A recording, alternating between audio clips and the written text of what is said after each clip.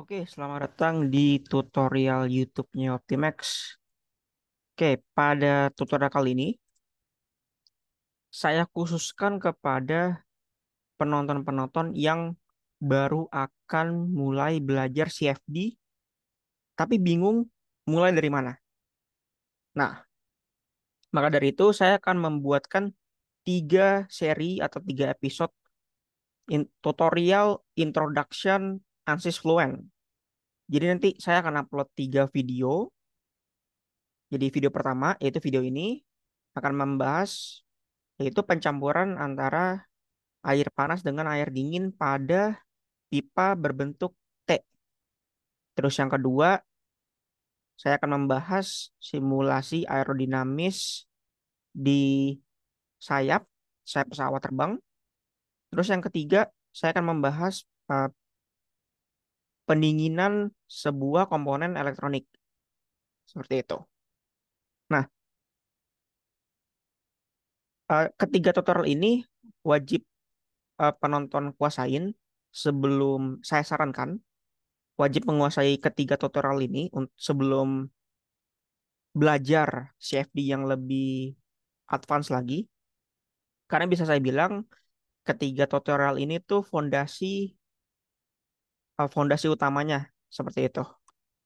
Jadi kalau ketiga ini sudah lancar, nanti teman-teman bisa belajar yang agak lebih advance gitu. Nah, tetapi ini bersifat opsional. Nah, teman-teman kalau misalnya bingung mau belajar CFD dari mana, tonton 3 tutorial ini, 3 episode ini nanti akan saya upload. Seperti itu.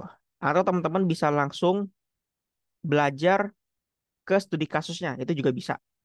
Oke, jadi ada 2 pilihan ya. Kalau belajar CFD itu boleh nonton 3 serial ini atau langsung belajar studi kasusnya. Misal teman-teman ingin belajar langsung mengenai propeller. Nah, kami Optimax sudah buat video mengenai propeller. Gitu. Tapi kalau misalnya teman-teman atau penonton bingung mulai dari mana ya CFD ya. Nah, ketiga ini cocok untuk memulai perjalanan belajar CFD-nya. Oke, kalau gitu mendingan kita langsung saja. Oke, jadi pada episode pertama kali ini saya akan membahas bagaimana mensimulasikan pencampuran antar pencampuran antar satu jenis fluida, yaitu air panas dan air dingin, tapi memiliki temperatur yang berbeda. Satu air panas, satu air dingin, gitu. Nah, akan saya tunjukkan mulai dari geometri preprocessing sampai nanti mendapatkan hasilnya. Oke, jadi studi kasus yang akan kita kerjakan adalah seperti ini. Jadi, saya punya pipa. Nah, di percabangan ini ada air dingin. Nanti akan kita campur menggunakan air panas. Nah, nanti kita lihat nih, dia keluarnya ini airnya apakah dingin, ataukah hangat, ataukah tetap panas gitu. Nah, di sini geometrinya itu seperti, nah pada gambar ini. Nah, ini geometri yang kita gunakan. Nah, sebenarnya kita bisa menebak yang keluar tuh apakah air hangat, air dingin, apakah tetap air panas. Nah, sebenarnya itu tergantung dari desain pipanya. Atau dengan kata lain, itu tergantung dengan panjang pipanya atau besar pipanya. Nah, yang bisa kita mainkan di sini adalah flow rate pipanya atau seberapa banyak air dingin dan air panas yang masuk. Oke, jadi pada contoh kali ini saya ingin yang keluar itu airnya lumayan hangat gitu. Jadi nanti akan saya masukkan air dingin ini, dia jumlahnya lebih banyak dibandingkan air panas. Akan saya coba rasionya itu 2:1 gitu. Jadi yang air uh, dingin itu 2 kali lebih banyak dibandingkan air panas. Seperti itu. Oke, jadi kita sudah tahu apa yang ingin disimulasikan. Nah, sekarang saya akan jelaskan langkah simulasi. Oke, jadi langkah simulasi itu terdapat 5 langkah. Langkah pertama ini namanya geometri pre-processing. Nah, geometri pre-processing ini bertujuan untuk membentuk namanya fluid domain atau bagaimana sih bentuk fluida itu ketika mengalir di dalam pipa itu. Jadi yang kita simulasikan tuh si airnya yang ngalir di pipanya, bukan si pipanya. Nah, yang kita simulasikan tuh bentuk airnya tuh gimana sih kalau dia ngalir di pipa berbentuk T, kayak gitu. Nah, itu kita lakukan di langkah pertama ini. Nah, langkah pertama ini kita akan lakukan di software namanya ANSYS Space Claim. Nah, ini softwarenya. Terus langkah kedua itu kita akan melakukan namanya langkah meshing atau diskritisasi. Nah, dari fluid domain yang sudah kita buat di Space Clamp itu akan kita caca-caca menjadi sel-sel kecil seperti itu. Nah, langkah kedua ini namanya langkah setup. Kita memberikan boundary condition namanya. Jadi kita set, oh nanti air yang masuk sekian sekian kilogram per second, air panas sekian kilogram per second seperti itu. Nah, habis itu komputer akan menghitung. Setelah dihitung kita baru bisa mengolah hasilnya. Seperti itu. Nah, nanti hasilnya ini akan ada dua jenis macam hasil. Jadi data simulasi itu bisa dibagi jadi dua, yaitu data kualitatif, yaitu data gambar kayak kontur, terus streamline seperti itu termasuk data kualitatif, sama data kuantitatif, datanya berupa angka gitu. Misalnya saya ingin mengetahui pressure drop sepanjang center line pipa ini, atau saya ingin mengetahui temperatur sepanjang center line ini seperti apa. Itu nanti akan saya tunjukkan seperti itu. Oke, mending kita langsung ke praktek saja. Oke, teman-teman silakan buka Space Claim dan seperti biasa software yang yang bisa dipakai teman-teman itu ANSYS Student. Saya tunjukkan.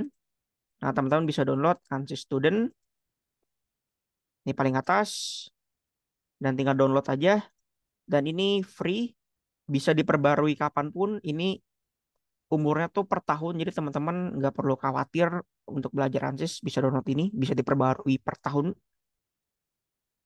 Nah, di sini saya menggunakan software komersil karena saya engineer PT Optimax Prima Teknik merupakan perpanjangan tangan dari ANSYS-nya karena Optimax itu merupakan authorized channel partner. Jadi kami atau saya memiliki wewenang untuk menggunakan software komersil. Dan yang teman-teman saksikan ini merupakan software komersil ya, karena tidak ada logo student di sini. Seperti itu. Oke, teman-teman bisa search Space Claim, terus tinggal klik kiri aja, nanti dia akan terbuka. Lalu teman-teman klik open di sini dan silakan cari. Nah, untuk geometrinya itu akan saya include-kan di description box di bawah. Teman-teman tinggal download saja, tinggal pakai saja, dan di open. Nanti seperti ini. Nah, ini namanya Space Claim. Dia merupakan software CAD dari ANSYS dan fungsinya sama seperti CAD pada umumnya aja. Mungkin teman-teman pernah pakai SolidWorks atau Inventor atau CATIA. Nah, ya fungsi CAD pada umumnya aja gitu. Bikin sketch, 2D sketch, terus extrude, revolve, loft, dan sebagainya. Cuman kalau Space Claim ini memang dikhususkan untuk namanya clean up geometri dan pembuatan fluid domain. Karena akan lebih mudah kita membuat fluid domain itu di Space Claim. Karena ada beberapa fitur-fitur yang mempersingkat waktu kita. Seperti itu. Oke?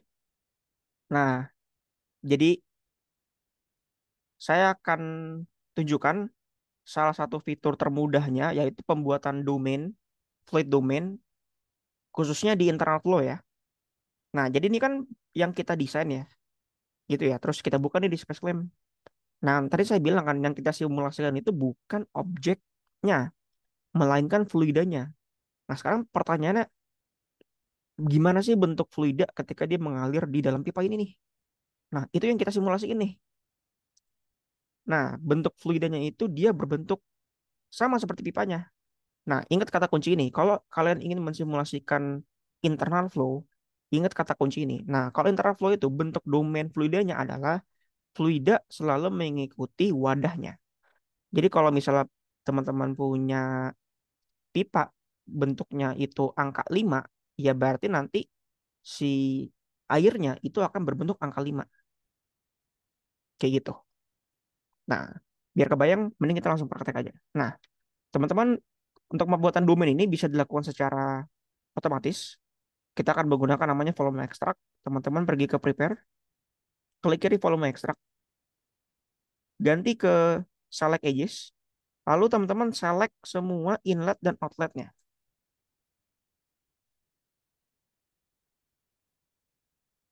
Oke, tinggal diklik kiri aja ya. Ini klik kiri. Oh ya, pastikan yang dipilih adalah yang bagian dalamnya ya. Nih, yang inner diameter tuh.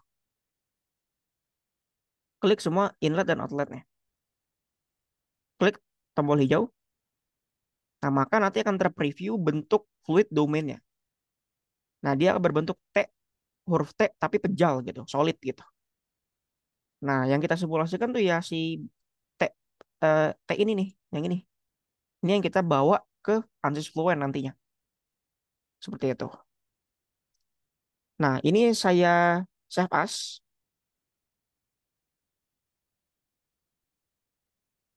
Ini saya kasih keterangan di belakang menjadi ada kata domain untuk menunjukkan bahwa kita lagi simulasi.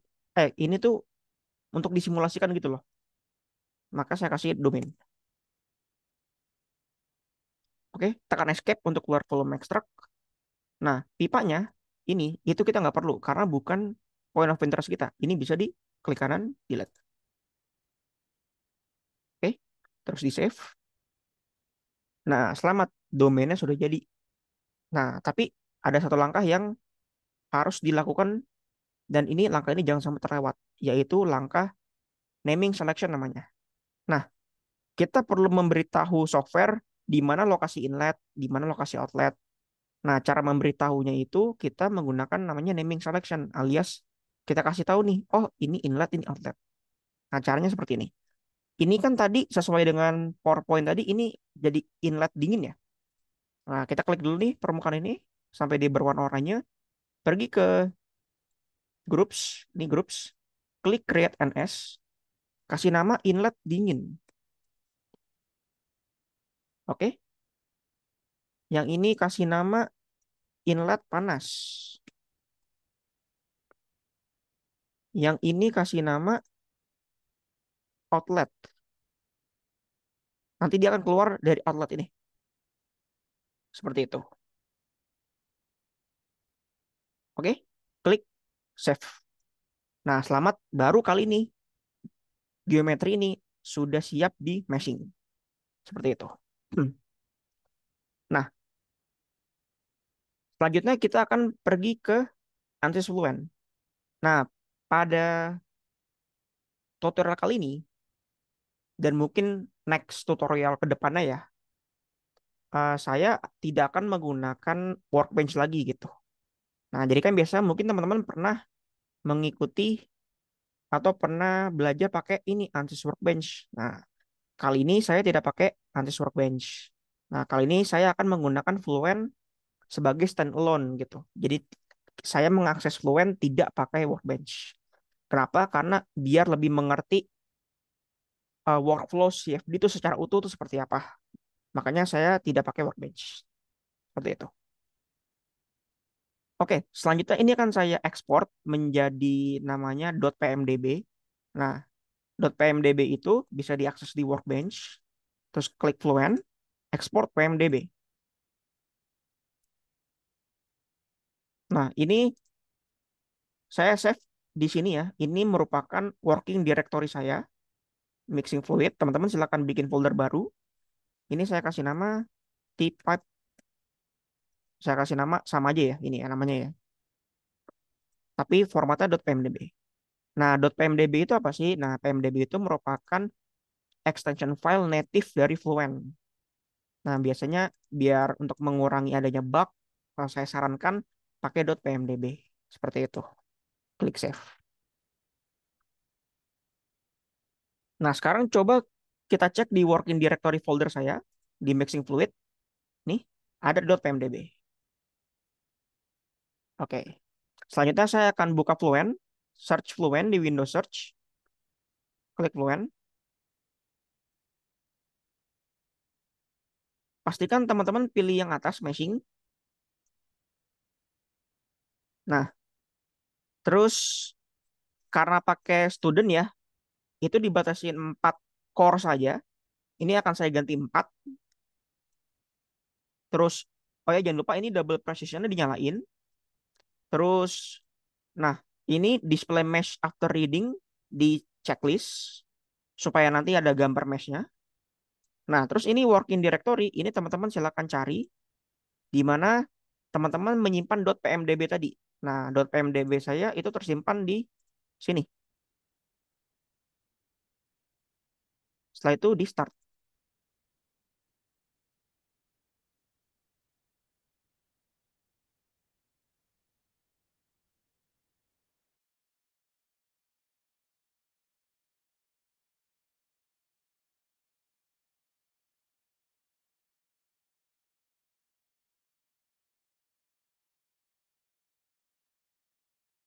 Oke, ini merupakan tampilan Fluent Meshing seperti ini. Nah, selanjutnya ini ada workflow type. Ini saya ganti jadi water type geometry. Maka akan terloading langkah kerja di bawah. Langkah pertama kita akan memasukkan .pmdb tadi. Saya klik ini, maka langsung akan dibukakan working directory-nya. Pilih .pmdb-nya, biarkan dia loading, membaca. Nanti di konsol akan membaca nih. Dia akan loading tuh. Dia akan ngeprint informasi. Nah, sampai tulisan komplit. Dan ada gambarnya nih. Nah, ini domain kita. Oke. Terus langkah kedua, ini sebenarnya langkah opsional, tapi pada episode kali ini kita tidak memerlukan local sizing. Local sizing itu digunakan untuk memperbanyak jumlah sel di lokasi tertentu, baik di permukaan maupun di ruangan 3D gitu. Kita tidak perlu ini, belum perlu. Jadi ini saya skip, saya klik update. Nah, cara kerja floor meshing itu pertama dia membentuk mesh secara dua dimensi dulu. Nah, dia membentuk mesh secara dua dimensi yang terletak di permukaannya, di seluruh permukaannya. Dan di sini tuh ada ukuran minimum dan maksimum. Nah, ukuran minimum dan maksimum ini yang tertera ini merupakan hitungan dari Fluentnya. Jadi dia ngedetect dari domainnya dan dia kayak memberikan rekomendasi gitu. Supaya mesh-nya tuh tidak terlalu banyak tapi tidak terlalu sedikit juga gitu. Jadi pas aja gitu. Nah, di sini teman-teman bisa mengganti nilai nilai ukuran minimum dan maksimum. Jadi yang teman-teman isi tuh nilai minimum ini adalah nilai panjang terkecil di domain teman-teman gitu. Semakin kecil nilai ini, maka nanti jumlah selnya, jumlah 3D sel yang tercipta akan semakin banyak. Oke, jadi ini saya pakai default saja. Ini tidak saya otak-atik lagi. Saya biarkan default. Jadi kita pakai yang simple dulu, biar workflow-nya tuh familiar. Nanti untuk urusan detail dan akurat itu belakangan. Yang penting penonton atau teman-teman yang baru banget belajar safety bisa mengerti secara workflow dan fungsi-fungsi workflow-nya itu apa aja gitu. Oke, setelah diklik Generate Surface Mesh, nanti dia akan terloading dan ada informasi bahwa jumlah permukaan tercipta itu 2.700. Dan ini teman-teman bisa lihat bahwa pertama-tama dia membuat tetrahedral mesh di permukaannya. Ini kalau saya section mode, nah ini, nah dia akan dalamnya tuh kosong seperti itu. Nah, terus langkah kedua ini di scrap geometry, ini pilih yang tengah karena kita simulasinya fluida saja. Klik di scrap geometry. Nah, langkah update boundaries ini untuk memastikan. Nah, ini inlet dingin ini ingat ya, di langkah sebelumnya di space flame saya telah menamai nama inlet dingin. Nah, nanti dia akan keluar di update boundaries. Begitu juga dengan yang lain. Nah, di sini bisa kita ganti tipe boundary-nya. Nah, biasanya untuk internal flow ada dua pilihan. Teman-teman mau pakai mass flow atau pakai velocity inlet, itu sama aja. Yang penting konsisten gitu. Misalnya kalau teman-teman mau pakai velocity ya nanti teman-teman tinggal konversikan saja mass flow di pipa teman-teman, konversikan jadi velocity. Kayak gitu. Oke, ini biar dapat gambarannya ya. Ini saya ganti jadi mass flow saja ya. Ini mass flow inlet, tipenya mass flow inlet. Klik update boundaries. Nah, yang update region ini untuk memastikan tipenya tuh fluid gitu. Nah, ini lihat ini ada volume, volume. Nah, kalau kita balik ke space claim, nama ini merupakan nama yang tertera pada structure tree di space claim ini. Ini ada nama komponen, ini namanya nama solid body. Jadi Flow namain domainnya itu merupakan nama komponen, strip nama solid body. Seperti itu. Ini saya update region, tipenya udah sesuai. Nah, langkah ini namanya kita memberikan boundary layer mesh. Nah, boundary layer mesh itu kita membuat mesh di sekitar wall menjadi lebih padat. Jadi mendekati wall itu padat, menjauhi wall itu menjadi renggang. Hal ini bertujuan untuk mendapatkan velocity profile yang lebih akurat seperti itu. Karena kita pengen velocity profile di dekat wall itu dia bentuknya parabola. Seperti itu. Klik add boundary layer. Nah, selanjutnya langkah terakhir ini pembuatan mesh secara 3 dimensi. Nah, di sini kita pakai yang namanya polyhedral. Nah, polyhedral ini merupakan tipe sel atau tipe mesh berbentuk segi 6, kayak sarang lebah seperti itu. Dan ini hanya ada di CFD, tidak ada di simulasi struktur. Nah, polyhedral ini sebenarnya penggantinya tetrahedral. Karena yang polyhedral ini dia lebih robust atau lebih mudah dihitung secara numerik dibanding tetrahedral gitu. Lebih cepat lah dibandingkan tetrahedral gitu. Kita pakai polyhedral, klik generate volume mesh. Maka nanti di konsol akan muncul kira-kira jumlah selnya secara 3D itu hampir 6.400 ya. Nah, ini bentuk sel secara 3 dimensinya seperti ini. Nah, boundary layernya tuh yang mana? Yang ini nih, yang kotak-kotak ini. Ini 1, 2, 3. Sesuai dengan yang kita masukin tadi, number of layer itu 3. Seperti itu. Nah, ini kan kita save mesh-nya. Tapi ingat, di Fluent Standalone itu nggak ada fitur save. Beda dengan Workbench, ada fitur save. Nah, di sini cara nge-save-nya adalah kita pakai namanya write. Pergi ke file, write mesh. Nah, teman-teman bisa masukin nama nama filenya apa, nanti akan diikuti .msh5. Ini merupakan hasil mesh kita sekaligus setup mesh kita. Seperti itu. Ini namanya saya buat default, klik OK. Sekarang teman-teman lihat ke working directory-nya, maka akan tercipta hasil mesh kita sekaligus settingannya. Itu berada di sini, di dalam sini. Kayak gitu. Nah, langkah kedua yaitu sudah selesai. Ini langkah kedua di Fluent sebagai meshing. Selanjutnya kita akan memasuki langkah ketiga yaitu Fluent sebagai setup dan Fluent sebagai solver. Teman-teman bisa klik switch to solution. Yes.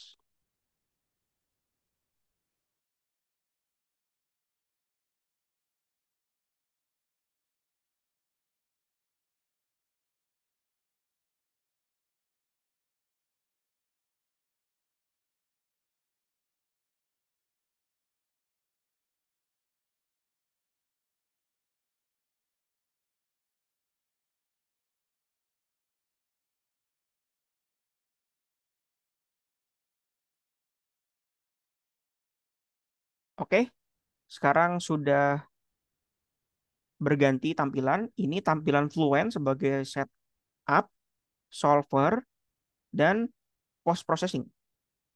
Oke, di halaman pertama itu pasti kita berada di ini namanya General Task Page. Nah, di sini kita tidak perlu mengedit apa-apa. Ini di foto kita pakai pressure base untuk incompressible flow. Di sini kita pakai steady karena saya hanya ingin mengetahui alat ini atau objek ini bekerja di steady state gitu. Saya tidak interest dengan proses proses heatingnya gitu. Saya tidak interest dengan proses mixingnya. Nah, kalau teman-teman interest ke proses pencampurannya seperti apa, perubahan temperatur per waktu itu harus pakai transient. Seperti itu. Lanjut ke models, klik kiri 2 kali. Nah, karena kita ingin mensimulasikan temperatur, maka kita perlu mengaktifkan fitur energi supaya nanti software bisa menghitung peta persebaran temperatur. Ini saya aktifkan, klik OK. Nah, saya akan ganti satuan temperatur menjadi Celcius, pergi ke units, scroll sampai ke bawah, cari temperatur, klik sekali aja C. Nanti akan jadi Celcius. Di close. Selanjutnya ke materials, klik kiri 2 kali. Nah, secara default, fluida yang digunakan itu udara. Tapi kan kita tidak pengen ya, kita pengen air. Cara menambahkannya, klik kiri fluid, maka nanti dia akan muncul udara. Ini defaultnya kan ya, dengan propertinya. Nah, ini teman-teman silakan mencocokkan properti ini sesuai dengan operating condition nanti alatnya teman-teman tuh apa gitu. Nah, tapi untuk simulasi kali ini saya tidak mengedit properti ini, saya biarkan default saja. Nah, ini saya akan ambil air. Klik Fluent Database, scroll sampai ke bawah sampai ketemu W, klik kiri sekali aja, klik copy, di close semuanya, maka bisa dilihat bahwa di material ini terdapat water liquid. Nah, ini baru kita daftarkan. Nah, sekarang kita akan assign ke domain kita. Cara assign-nya adalah pergi ke Sal Zone Condition, klik kiri 2 kali. Terus ini juga diklik kiri 2 kali. Nama domain kita tadi. Ganti material menjadi water liquid. Klik apply. Sekarang domain kita akan berjenis air. Seperti itu. Ini di close. Pergi ke boundary condition, klik kiri 2 kali. Nah, di sini kita akan set berapa mass flow rate-nya. Ini saya group by zone type. Nah, ini klik kiri 2 kali untuk diedit. Nah, yang inlet dingin, ini saya masukkan 2 kg per second. Terus dengan kondisi air dingin 10 derajat Celcius. Klik apply. Nah, yang air panas, itu tadi di awal saya bilang eh, air dingin itu 2 kali lebih banyak ya. Berarti ini setengahnya ya, jadi satu. Ini teman-teman bisa explore sendiri, mau 10 kali lipat atau 5 kali lipat itu bebas. Silahkan coba-coba sendiri saja. Nah, ini kondisi air panas masuk tuh panas berapa ya? Saya coba ini pakai air mendidih deh misalnya ya, 100 gitu ya. Klik apply. Close. Terus yang outlet coba kita lihat. Nah, secara default outlet itu akan bertipe pressure outlet. Itu artinya di permukaan outlet dia akan bernilai tekanan dengan nilai tertentu. Nah, nilai tertentu itu merupakan nol gauge pressure. Tekanan ukuran nol. Atau dengan kata lain, tekanan di outlet itu bernilai 1 bar. Tekanan absolutnya 1 bar. Kayak gitu. Ini di default aja. Nah, sekarang kita lihat di bagian wall, ini kok ada nama ini ya. Ini kan kalau teman-teman perhatikan dari awal, ini kita nggak kasih nama nih di space claim. Nah, Fluent memiliki fitur naming selection otomatis. Nah, kalau wall, teman-teman nggak kasih nama wall, maka dia akan diberikan nama secara otomatis. Seperti ini. Nah, sekarang kita lihat, kita klik kiri 2 kali, diedit.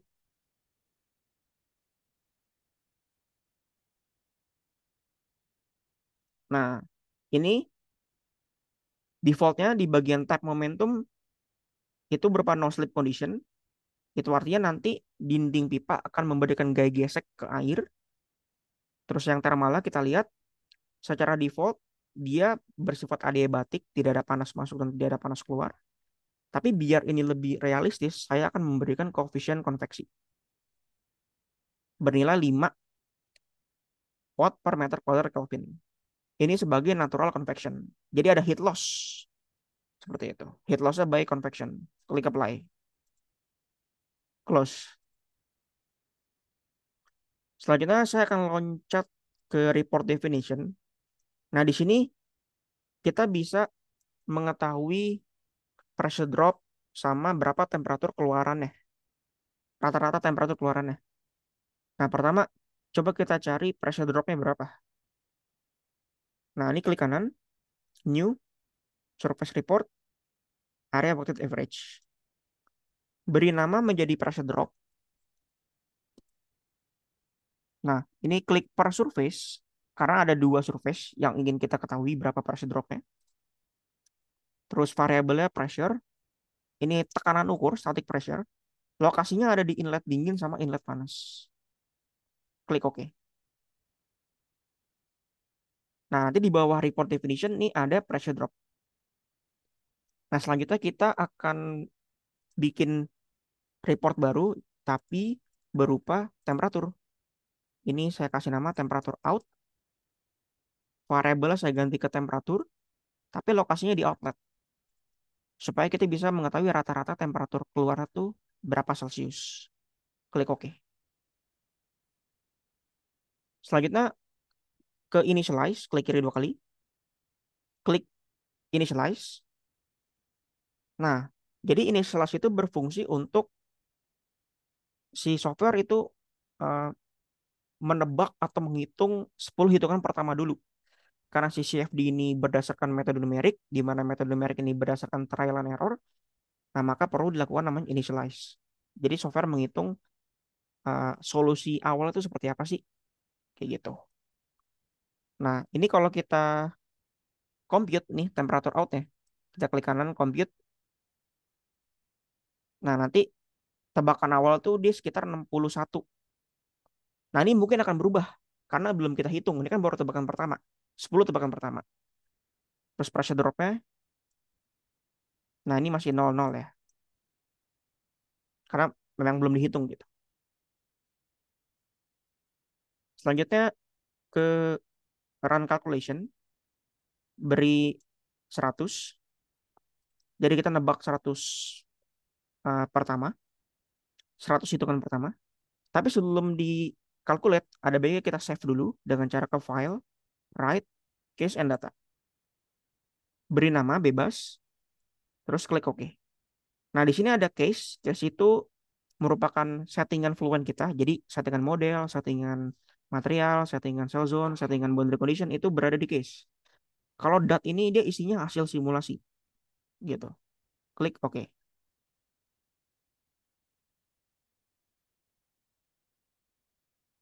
Terus kita calculate. Lalu amati pola residual dan pola report definition. Kita mengincar namanya konvergen gitu. Nah, konvergen itu merupakan kondisi di mana software menghitung point of interest dalam konteks ini temperatur dan pressure itu dia sudah tidak berubah terhadap iterasi. Nah, yang kita pengen tuh kita pengen datar nih. Nah, ini kalau datar ini namanya konvergen. Nah, ini kan report definition kita kan. Nah, semuanya udah datar tuh. Ini udah datar nih. Nah, ini kalau udah datar gini berarti simulasi kita sudah konvergen secara numerik. Nah, kita juga bisa cek melalui residual. Residualnya sudah di bawah target software. Target software itu di bawah 1E-3 gitu. Nah, residual ini menunjukkan relatif error di dalam perhitungan numerik. Kita pengen relatif error kita sekecil mungkin, yaitu kalau software Fluent itu defaultnya 0,001. Seperti itu. Oke, ini saya save lagi, kita write case and data. Ini ditimpa aja nggak apa-apa. Oke.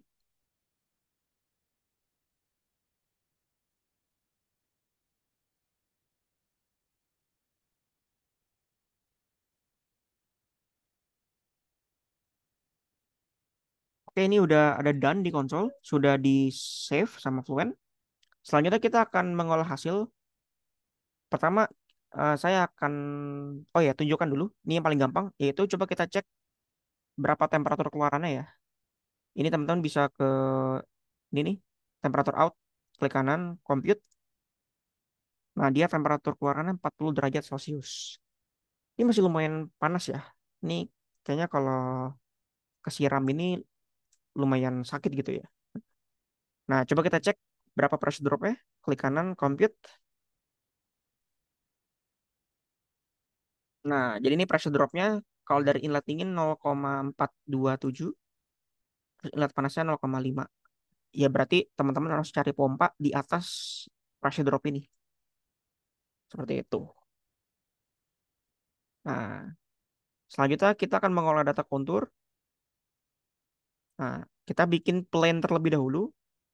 Pergi ke result nih, klik kanan, new, plane, ganti ke exit plane.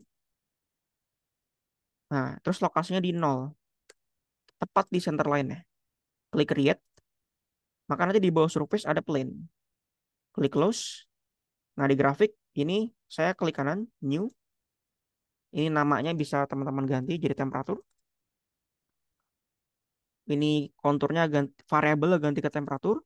Lokasinya itu teman-teman bisa set di outlet dan di plane misalnya. Nah, ini merupakan peta persebaran temperaturnya. Ini bisa diganti BTW warnanya. Pergi ke color map option. Ini ganti jadi temperatur. Klik apply. Save and display. Seperti itu. Nah, teman-teman juga bisa insert contour lagi. Klik kanan, new. Ini kasih pressure misalnya. Di plane juga misalnya. Atau di kedua inlet juga bisa nih. Nah, ini juga bisa diganti color mapnya. Pakai misalnya pressure. Nah, seperti itu. Kita juga bisa insert, misal sekali lagi, misalnya velocity. Yaitu misalnya di plane. Nah, ini velocity-nya. Seperti itu. Nah, kalau misalnya mau insert streamline, bisa juga klik kanan, new. Nah, ini variabelnya pakai temperatur misalnya. Kita mulai dari inlet dingin dan inlet panas, terus di save. Nah, ini bisa dikurangkan dengan cara menambahkan pad skip. Jadi dia lebih tidak menjelimet seperti itu. Nah, ini bentuk streamline-nya. Nah, ini bisa di close. Oh iya, ini bisa dipanggil lagi ya. Ini bisa diklik kanan display, terus teman-teman bisa screenshot saja seperti itu. Terus misalnya mau vektor, bisa juga klik kanan vektor, misalnya di plane display. Nah, ini vektornya seperti itu. Nah, ini teman-teman bisa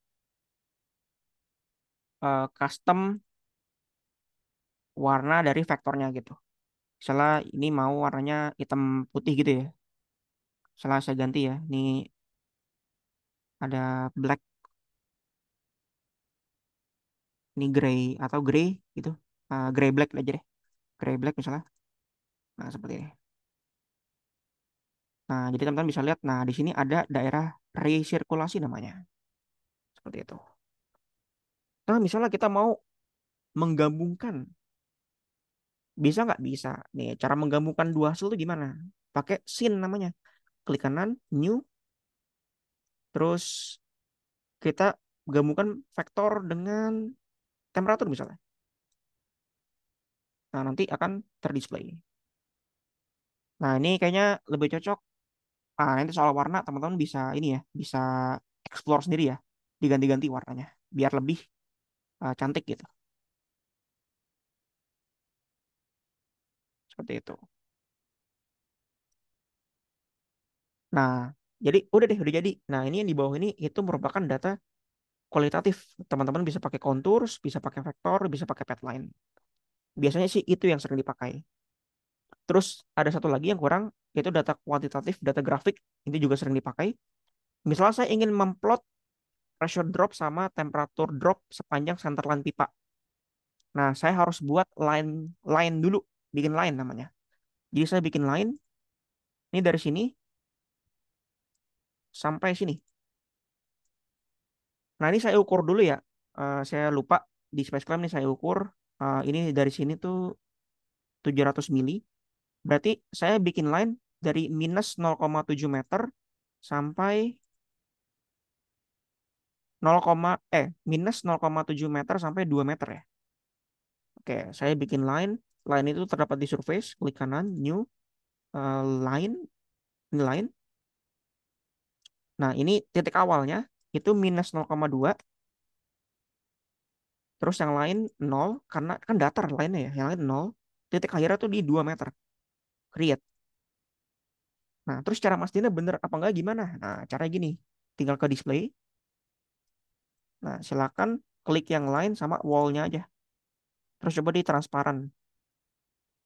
Nah, ini line-nya tuh.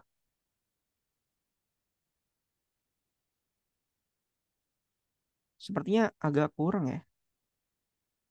0,7 ya. Sorry, sepertinya saya salah input ya. Oh, minus 0,7, maaf. Save. Saya display ulang. Nah, sekarang baru. Nah, bener ya line-nya tuh. Ini kita akan memplot pressure drop sama temperature drop di sepanjang garis ini. Nah, cara memplotnya itu ada di plot. Buka terus ada XY plot. Klik kanan, new. Ini saya kasih nama pressure drop graph gitu ya. Variable pressure, arahnya ke X, ya bener. Kita plot di line 5 yang baru saja tadi dibikin. Klik save atau plot. Nah, ini bentuk plottingannya. Ini saya save, write to file, write. Ini saya kasih nama uh, P-drop center line. Klik OK. Terus saya akan input satu lagi. Saya klik kanan new temperature graph misalnya. Variabelnya temperatur tentu saja. Lokasinya di line 5, arahnya di X, save and plot. Nah, ini bentuk temperaturnya. Nah, dari sini teman-teman bisa gunakan untuk dianalisis lebih lanjut gitu. Nah, ini saya write to file, write, saya kasih nama temp center line. Nah, misalnya kita mau olah lebih lanjut, gimana? Bisa pakai Excel. Nah, saya buka Excel-nya dulu, Microsoft Excel. Saya bikin blank workbook. Oke. Nah, coba kita lihat working directory-nya ya. Nah, ini ada PDrop sama temp center line ya, yang baru saja tadi saya bikin. Sekarang kita akan buka kedua file ini di Excel tuh gimana. Ini saya copy, terus saya buka.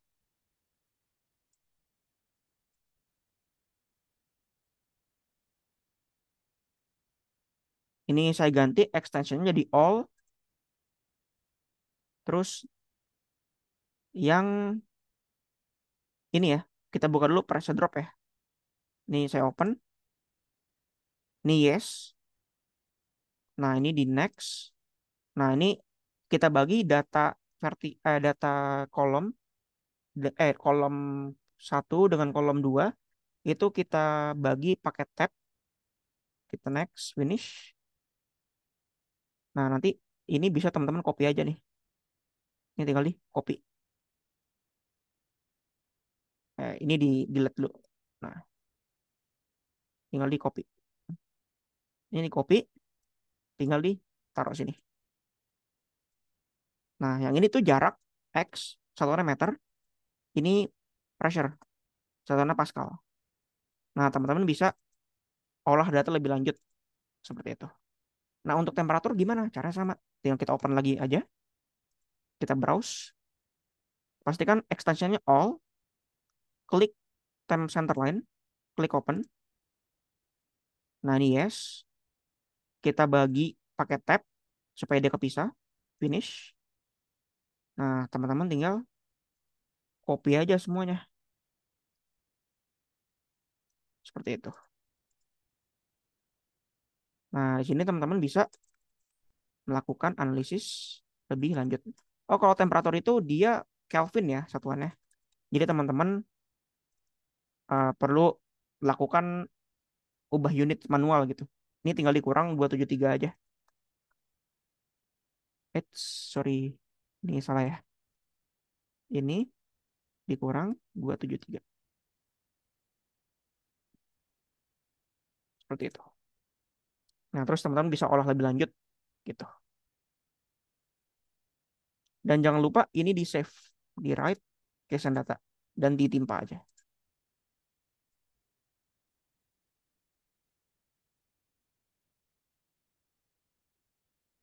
Oh iya, langkah terakhir yaitu langkah verifikasi. Ini langkah paling mudah yaitu langkah verifikasi secara mass flow rate. Jadi mass flow rate masuk sama dengan mass flow rate keluar. Sekarang kita cek, teman-teman bisa cek mass flow rate itu di bagian report, terus di flux, di klik kanan, edit. Teman-teman tinggal klik inlet dingin, inlet panas sama outlet. Kalau di compute itu nilainya harus mendekati nol. Nah, ini kan sama ya.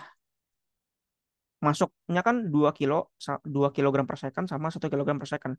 Yang keluar mesti 3. Gitu. Nah, ini langkah paling mudah untuk memverifikasi gitu. Cek dari mass flow rate-nya. Seperti itu. Oke. Jadi untuk episode pertama kali ini yaitu simulasi percampuran air dingin dan air panas sudah selesai. Nantikan episode kedua dan ketiga di video selanjutnya. Kalau ada pertanyaan silakan langsung tanya saja di kolom komentar di bawah. Sampai jumpa di episode berikutnya.